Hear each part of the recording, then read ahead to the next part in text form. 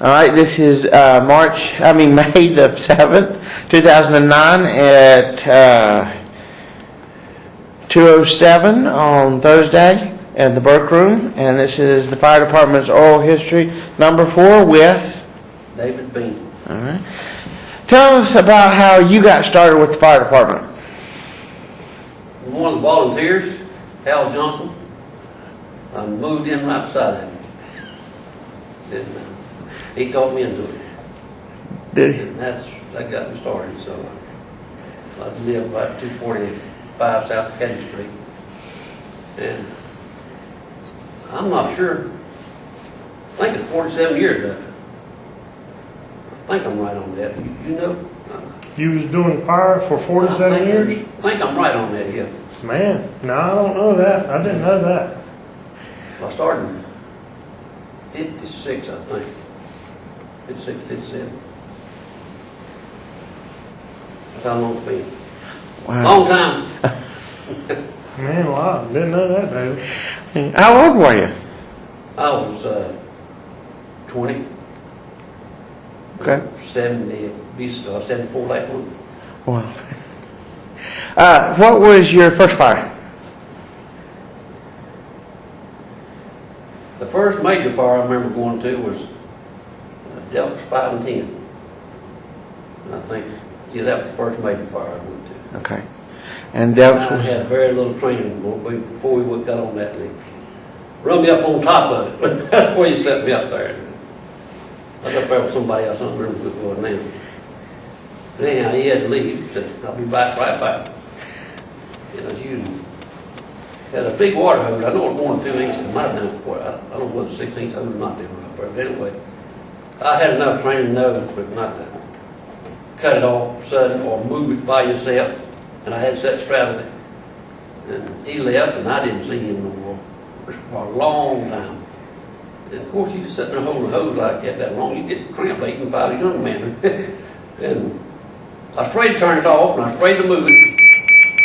I kept wondering where all that water was going, that hot fire down there, and I wasn't doing a bit good. And I got thirsty. So I remember saying, if you ever got in trouble, throw your hat on. So I threw my hat on board, and Ralph Hootie hit right in front of Ralph Hootie. He was driving a truck, which was parked right beside him. It wasn't long that I had plenty of help. That was my first major fire I knew anything about. wow.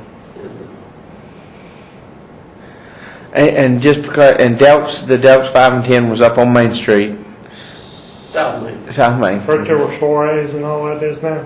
where Moore Brothers used to More be. brothers? Yep. Okay. I'm not sure, but I think it's Delta 5 and 10. I think that's what I'm pretty sure Okay. that's what it was. Okay. That was my first major fire. I hadn't been on long. Well, I remember. Yeah. I remember when Chevrolet place called, and I was going to it, and I lived right beside here and coming up that way. And all I seen was rats running. Down the street, them things were coming down the street, big old sewer. And remember that one? Barton Brothers Lumber Company. I remember that one. I'm talking about the big fire now. Yeah. Yeah. Western Auto. I think that was my last major fire. Of course, we had a bunch in between then. Gully fires. I don't know whether the farmers nowadays know anything about that or not. They used to make county fire. When I went on, they made county calls. Okay. Okay. Yeah. What talk about that gully fires and those days? Well, there's quite a few of them. And there's no putting them out. You just don't put them out. We had one on what they call Dooley Road. And it's still called Dooley Road. They filled it up. And I don't know how many trips we made out there. One down off of Shears Chapel Road. I never forget going in that one. It was early October, and that Thompson was the first truck driver there. And man, there was copperheads coming out of that gully. You see them coming across the road. If you don't know that Thompson, you ain't never met nobody. You get around a snake. There was copperheads coming out of that gully. Everyone. Of course, We put the hose of water on them, shut them back on fire. Right. You ever remember one of them, fight one of them things? The only The other ones I fire. can remember is the kudzu fires behind the South School Oh, yeah. and on Academy Street there at the end of Catawba. We had that kudzu fire in there. Right. That's after I left. Yeah, Yeah. that's basically the only ones I remember That's as something. far as being city-wise. Yeah, we used to make a lot of county calls. Brush fire, wood fire. I remember going to one, I'm not sure, but I think it's off Cornelius Road, where Shepherd burnt their truck up, parked in the wrong place, left unattended. Now, that's just my recollection of it. Yeah. Look for helping them.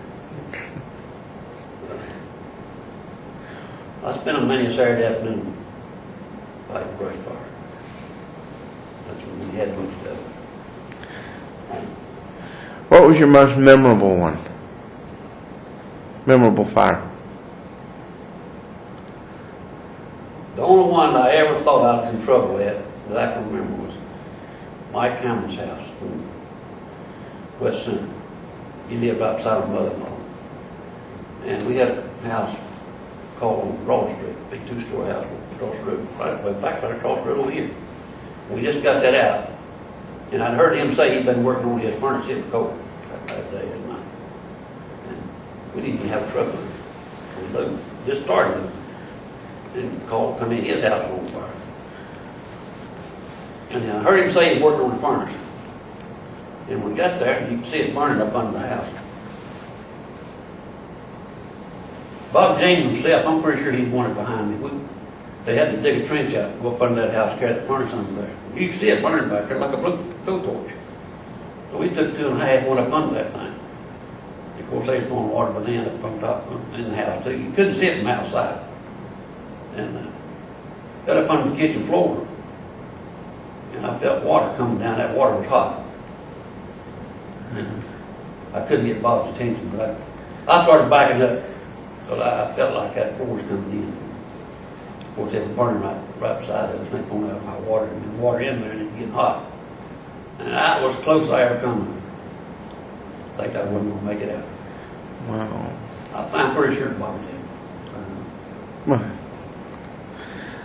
What was the station like in? Well, how many men were on there in your day? What was the crew? 32, I think, is what it was. Pretty sure. 32.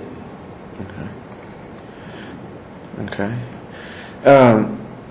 What was? Let's see. Okay, what was it like then, as far as like receiving calls and answering calls and things like that? And Well, back then it had what they called an alarm system. And each one of us had bells. It took quite a while before I got a bell. I remember one night we had company and they put that bell right on top of the kitchen stove. Kitchen table. Big old bell. About that big around. And we had a kitchen full of company. That thing dinged the first time and somebody said something about the doorbell when I got, but anyway, that's how you learn company. You either heard it if you was in the house, you heard that doorbell. And wherever you was at, you had to learn how to count the alarms. yeah, And a card that you went by, or take what talk to. County called us four times and repeat itself 4 times before she called in to find out where you going. To my knowledge, nobody had to walk. In fact, I know nobody had to walk and talk back then. You talking about county calls, you calling in, and you had to call in, and there was a password, wasn't it? Wasn't there a password you had to use? So At one time, we did have to do that, yes. do you remember what the password was? No, I don't. If I'm not We had mistaken, I think I remember somebody saying it was Brock.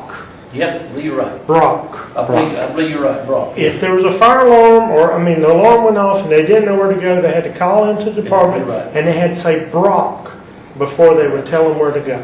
oh my word. Because everybody's calling in, Yeah, won't know where it was. We had to go. I remember that. I forgot about it. You said that. That happened after I got started.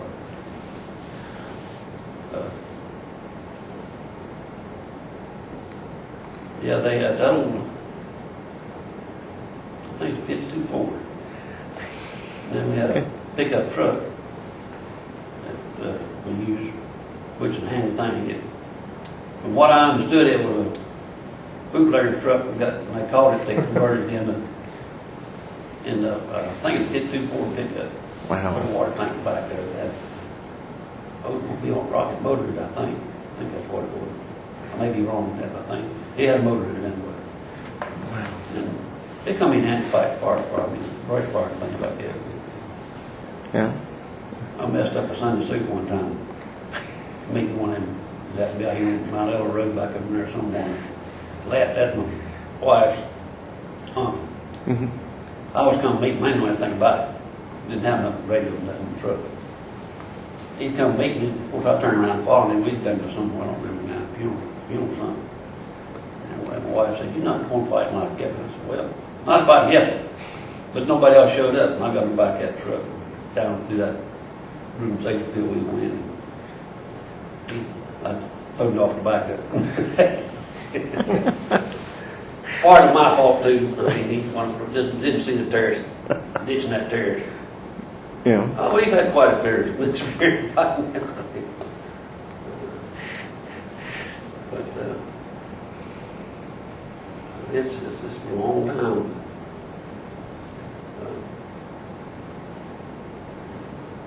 Getting up in the middle of the night, going that, and then I went to work with U-Power, and Yeah. that added another addition to that, getting up in the middle of the night, and the rescue squad. They were just starting that when I came in. If I remember right, that 49 Packard, that cabin funeral. I don't remember whether, it got to about the same time I joined, or roughly that same time, when they started for rescue squad. Okay. That's what we started. Okay. Okay. So, talk a little bit about the rescue squad. Well, when they first started that, we had chicken pot pie supper to get the money to start that rescue squad business with. We raised money to bought our first truck. It was 62 Ford.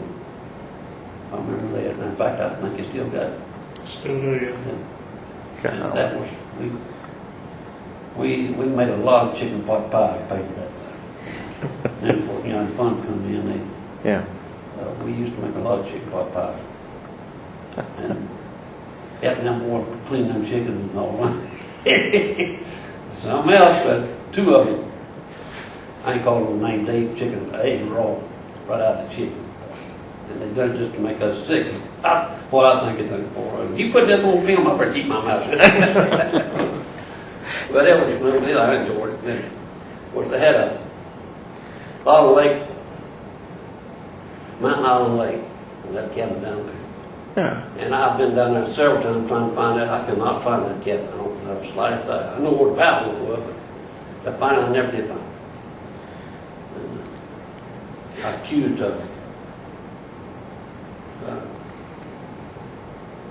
Brad got me joined Johnson. Hal, I was going to remodel my house beside him. I accused him. That's the reason he got me on that thing, so he has more help to get that house done. We've done a lot of work on that house. Tell us a little bit more about Mountain Island Lake. Good lake. But I wish I knew where that house was, but I could not find it. I've been down there several times. It's just screwed up to where you can't find it. Might not be there no more. Yeah. It was all different colors. Like the coat of many colors. That's the coat inside space. So we used what we had.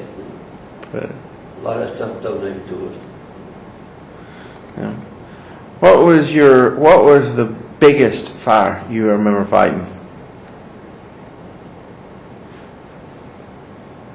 Or the hardest? That's a hard question to answer. That dealt with hard. In Southern States, FCA, whichever was, that was a bad one. In fact, it was bad. In fact, boy, with me, he went to hospital 3 days. It was, I think it was 2 or 3 days. 2.5 days, I think Jack was saying. Right beside Or, him. no, not Right Jack. next to him. Wow. That, well, about all you big fires, but about the same, really. Chevrolet place is hard to get out. Delta 510 was hard. Altogether, I'd say the West Nocto was the hardest one I believe I could put out. I didn't get that. It'd been burning for 30 minutes before I left. I don't know out of the country no more. It'd been burning a long time when I got there. And it was still burning a long time after I got there, too. They had Staples brought their ladder truck in.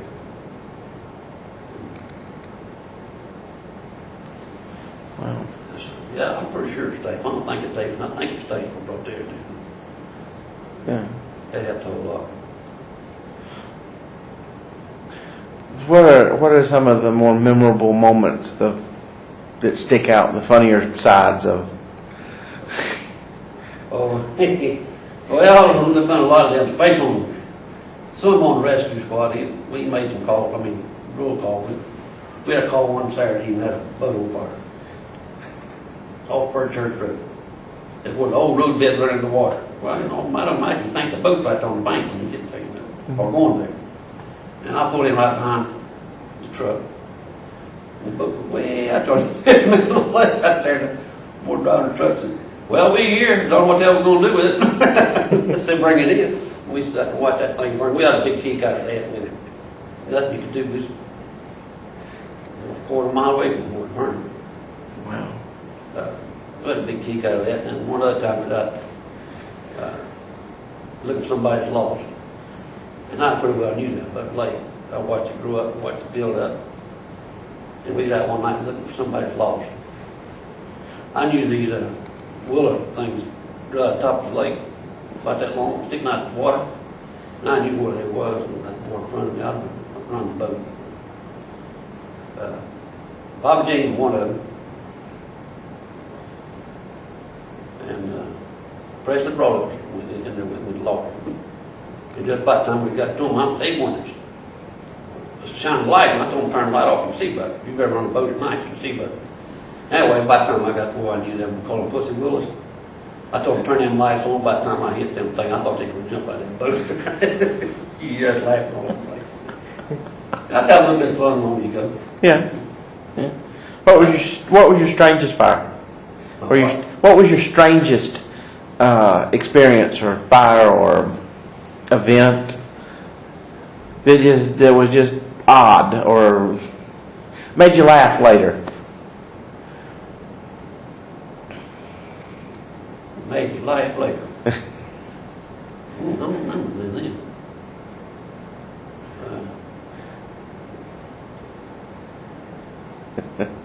All right. Well, No, I can't think of anything on that deal now.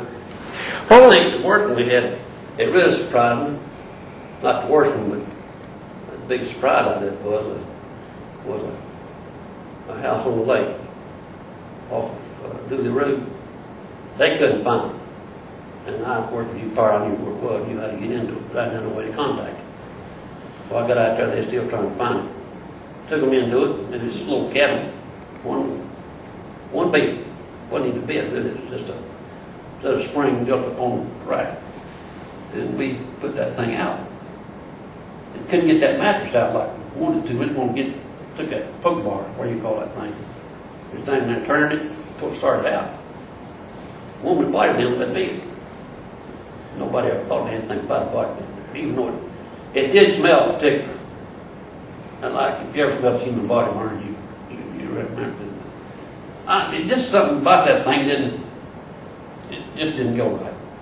And that's what it was. We didn't even know she's in there. okay. A lot of other things about that they didn't know either, but Yeah. I remember that.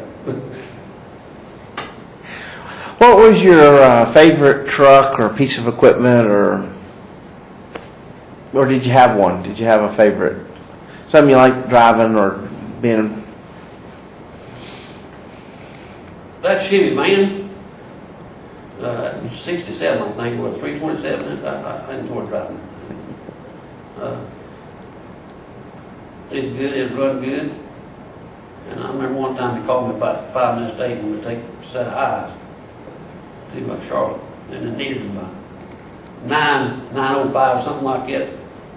And I fit to go to work for them. They called me, I got to clear that before I can go. So I had to call him and get up and tell him I'd be late getting there. So I went to the hospital and picked that up.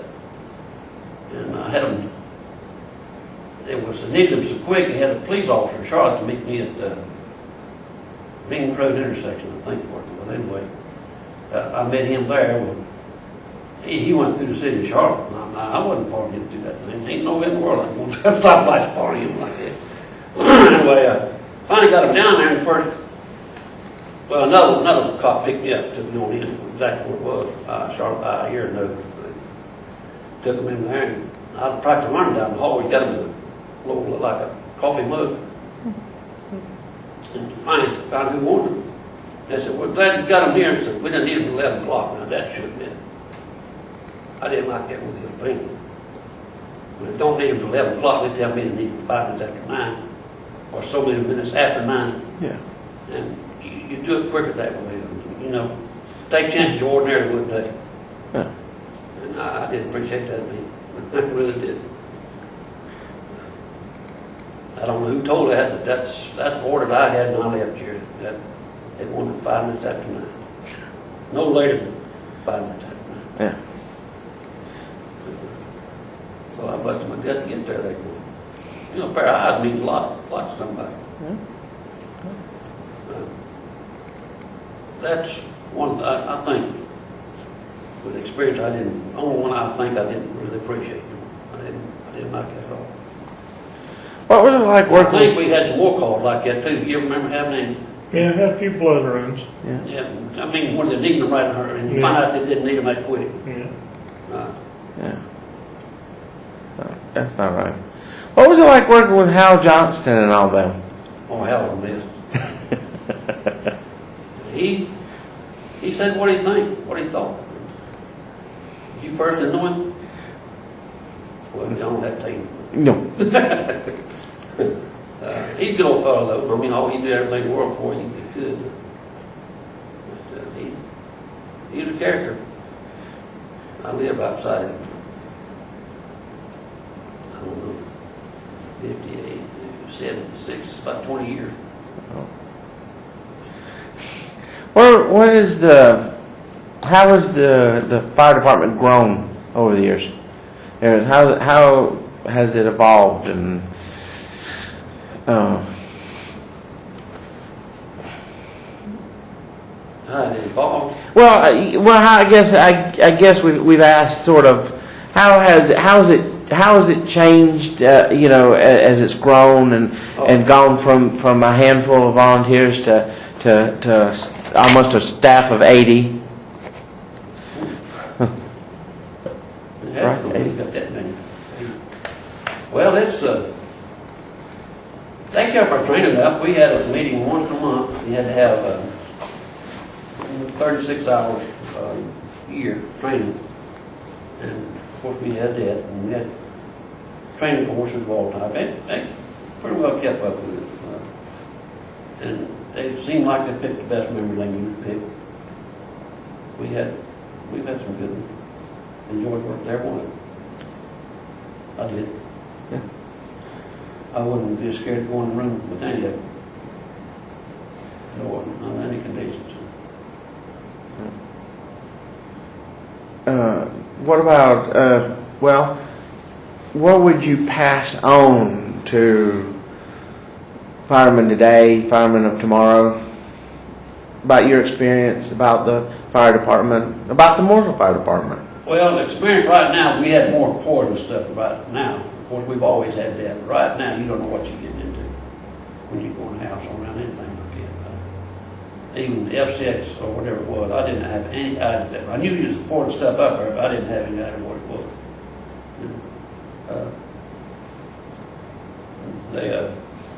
Even though we had turnout gear, we didn't have enough. Everybody, we didn't have enough for everybody. Yeah. I tried to stay downwind of where I was. It was blowing it through it.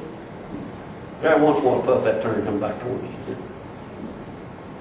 But now they got all kinds of safety equipment and all that stuff. It's good.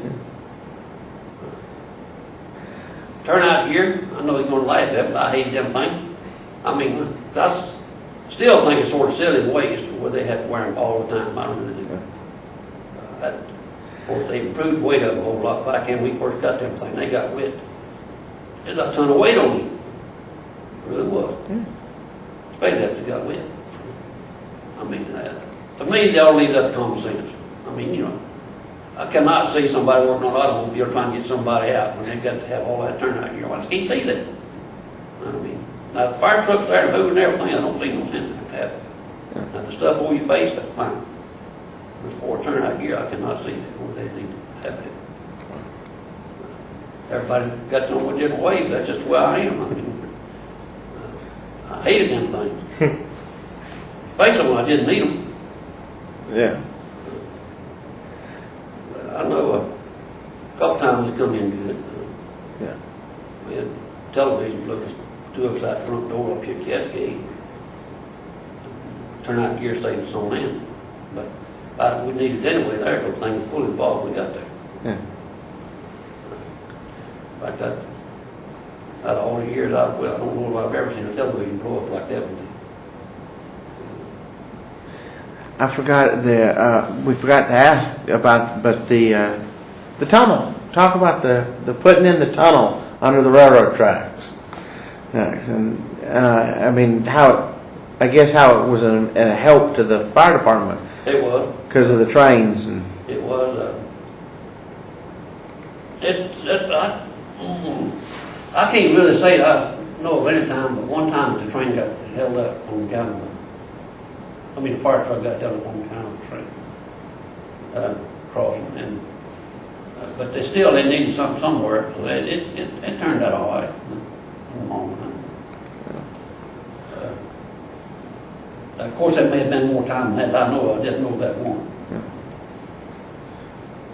Of course, Mooresville had more trains then than it does now. They had more trains, a whole lot more. Yeah. Oh yeah. And I say we interviewed Henry Sink earlier, and he was talking about fighting a fire in the wintertime and how hard it was. They scraped the streets and then piled up. What was the hardest one that you ever had to get to, a fire to get to, that was just difficult, either due to weather or trains or? I can't remember where it was. I remember being out west of south of Mooresville, in a county hall, a house on top of the hill, and it was ice and snow, and we couldn't get to the top of the hill with a truck. And from the back of my pickup, I've got my pickup up there, but it was fighting. I don't remember exactly where it was. I had an old model pickup. I don't remember who all I had in the back of. We took all the gear, but got it there. That's the only time I ever remember going before we couldn't get the fire truck to.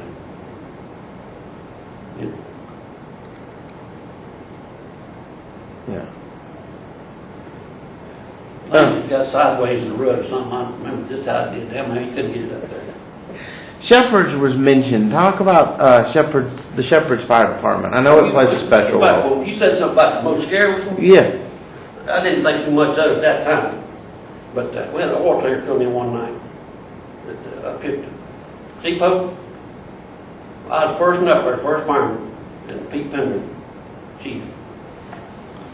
Had me on the shoulder and said, "Come on, we got to go in there." And I didn't know at that time just how much gas was out on the ground. So we had to go up there, and we had all this training. We would take a hose and fog pattern and all that stuff, go up there and turn them tanks off. Well, in the meantime, Shepherd had just got started. And we heard him on the radio coming down the road, and I told him, he had the radio. I said, "You call and tell him not to bring that truck in here, because it took the mufflers off of it, and let back off of it, the fire plug back." And we definitely didn't need that. Well, to make a long story short, we got up there and he done pumped his tank empty. There wasn't no turning it off. And his order was, I don't remember exactly a certain number, to put his gas in. But anyway, he put it in a full tank, a whole tanker full, in a full tank. Approximately 3 to 5 inches gas all over the lot, plumb down to Christie's house below that, all the way up the street for a long way up there now. I really didn't think too much about that till I got home. I didn't sleep a wink. when I got home, I think about that. One spark, oh, it would have took. That's the scariest one I've ever went to, but I didn't realize until I got home. Yeah. Yeah. But somebody's got to do it. Yeah. I don't know what to do in a situation like that now, but Yeah. I hope it never has to cross that again. Not either. It was, it pumped that, well, the whole tanker full, I don't remember how many gallons it was. Yeah. Well, talk about Shepherd's. You said Shepherd's had just gotten started. At that time, yeah. Yeah. One of the first few runs they made, yeah. Okay. How did Shepherd's get started and evolve? And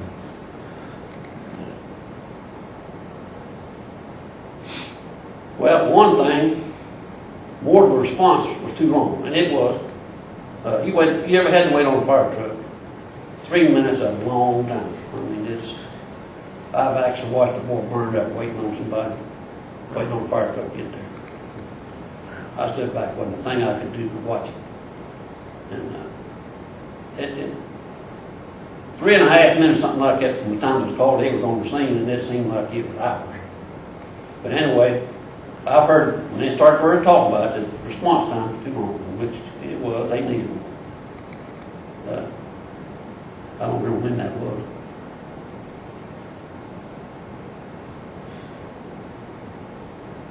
I don't know, about 62, I think, I'm not sure about that. But that plus Mount Moore and all them, they all got the same item. yeah. It was just too long. Then when you got there, you didn't have, 350 gallons of water, something like that. But they needed it. But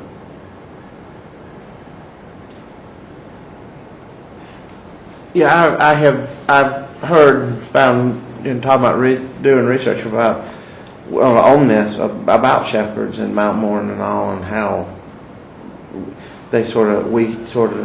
our fire department sort of helped get them going and running. yeah, it did. Yeah.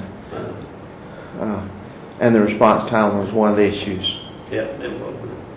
Issues. Yeah, like I said, waiting on a fire truck, it's a long time when you're doing it. Yeah. I remember they had, I go to church, one of our old members come in. He knew I was more, he told me, more and said, but the house up the street there's on fire. So I jumped out and I from the truck. It was two houses side by side. And in fact, one of them had a chimney, fire pole, braced against the chimney to keep it from falling on the house next door. Well, that one was on fire, burning behind the chimney. And I took a water hose, almost had it out when the fire went off. And it seemed like it forever before we got up there. But it wasn't that long. But long need to say, both houses burned to the ground. Well, I really think if I had 3 more minutes on the water hose, I'd had it out. Just getting to it when the fire kicked off. Said, ain't nothing to do, just sit back and watch it. What was the funnest part, or the part that you enjoyed the most about being a fireman, doing the job? Want to steak his supper. Didn't think no word I did. Had a lot of steak dinners, didn't Yeah, I did. Mm-hmm. you? On your meeting nights? Yeah. Mm-hmm. Yeah, did that a lot. Yeah. Yeah. Even when I come in, they were still doing that. In fact, one of the cooks, I guess, still living today. I haven't heard anything about him not being Bill McLaughlin. Phil, he's still alive. He's at the Bryan Center. He's just not in too good of shape. We're hoping that, I might go try to talk to him. So that'd be a good talk to him, if he remembers. If we should have done it 10 years ago.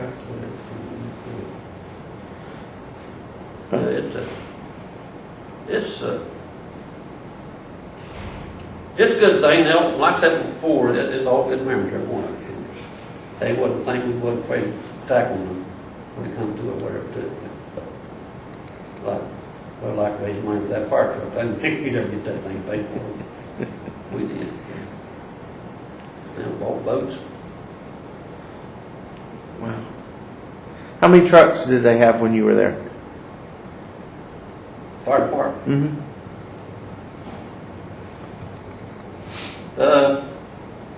3, not counting that old, 4 counting it. 3's all I can remember. That 38 Ford and that 52 and that pickup. 37, 38, whichever one. Well, what were any more memorable, funny moments or memorable moments?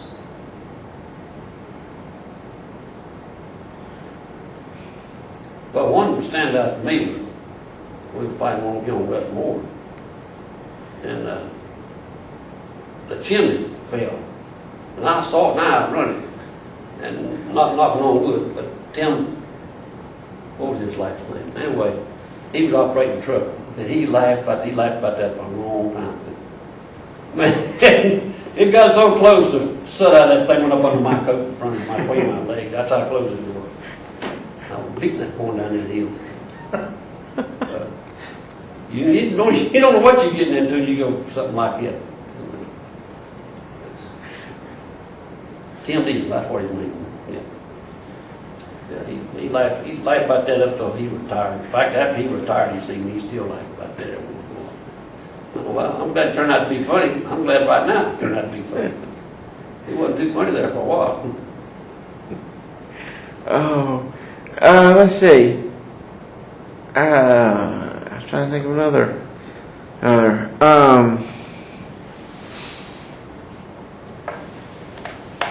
I guess touching back on it, is there anything you would relate to the firemen today that maybe is missing, or maybe they should keep in mind, or?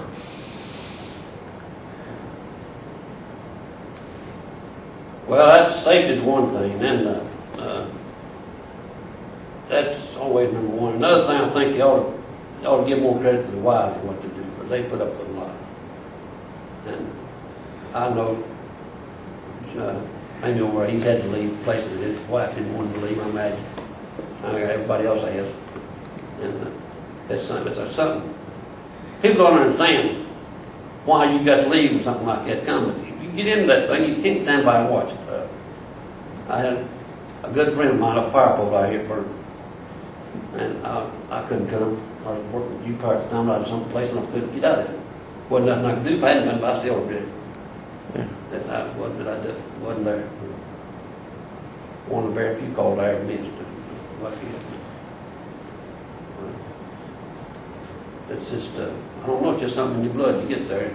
Still, I don't live about a quarter mile from Banners Fire Department. When I moved over there, they wanted me to join us, and I'm out of that business. But anyway, when that alarm goes off, I still want to get up. Go, I can lay back down and say, oh, I don't have to do that no more. Oh. Yeah, it's, well, when you got, I wasn't many times I was called out at night at Duke, but when storms, when you really need them, and I had to go, I've had men work at Duke when they were leaving at the rescue in the fire department boat, but you got to do what you got to do. Yeah. I know during Hugo, they could use it a little more than what they did, but Yeah. tied up where it's supposed to be.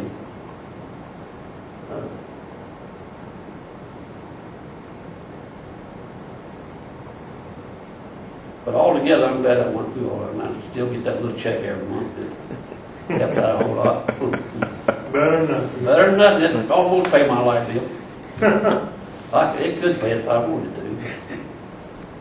Yeah, I started that. But like I say, y'all be sure they give a wife more credit for what they do, because they do put up with a lot. You're right there. Yeah. The wives are the backbone, I take it. Oh, yeah. Mine was real good. Mine, a real cold night, that alarm went in. She had me a cup of coffee and I went out the door. Now, you don't know how good that did one there when I got back. That's fair. Makes you feel good. I can't go nowhere without a cup of coffee in the morning. She knows that. Well, let's see. Anything else? I think that's good. Anything? Well, I hope I done y'all the best. You I did. what on that thing. They turned that thing on. Left us. We thought her down left, boy. Pull that hammer back and left. We didn't know what happened, but found out later they turned that gun on and killed our line. Yeah, it takes a lot of water. Yeah. Full stream of water, and all of a sudden, time to leave here. Y'all know it's Marvin Johnson. I remember him slapping me on the back, and said, "Let's get the hell out of here." I love it. But they didn't go on purpose. They fine do what they're doing. But, well, Thank you a lot, David. Okay, come on.